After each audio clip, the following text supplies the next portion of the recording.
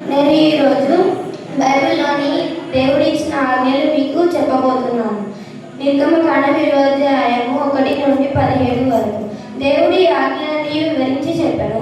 నీ దేవుడైన యెహోవాను నేనే దాసుల గృహమైన ఐగుప్తు దేశంలో నుండి నిన్ను వెలుపలికి రప్పించి తిని.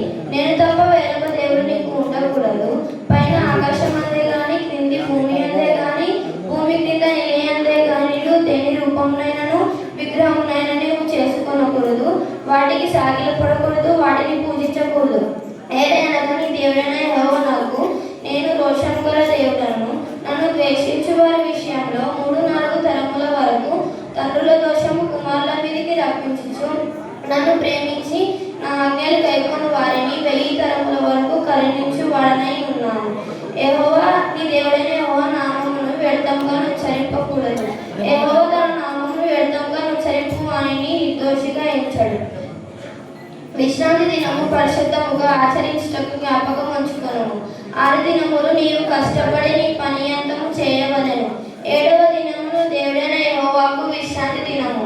దానిలో నీవైనను, నీ కుమారుడైనను, నీ కుమార్తె అయినను, నీ దాసుడైనను, నీ దాసినైనను, నీ పశువైనను, నీ ఇళ్లలో నన్ను పరదేశి అయినను ఏ పనియు చేయకూడదు. 6 దినములలో యెహోవా ఆకాశమును, భూమియు, సముద్రమును వాటిలోని సమస్తమును సృజించి 7వ దినము విశ్రమించెను. అందుచేత యెహోవా విశ్రాంతి దినమును ఆశీర్వదించి దానిని పరిశుద్ధపరచెను. నీ దేవుడైన యెహోవా నీకు అనుగ్రహించే దేశంలో నీవు దీర్ఘాయుష్మంతులగునట్లు నీ తల్లిని నీ తండ్రిని సన్మానించును.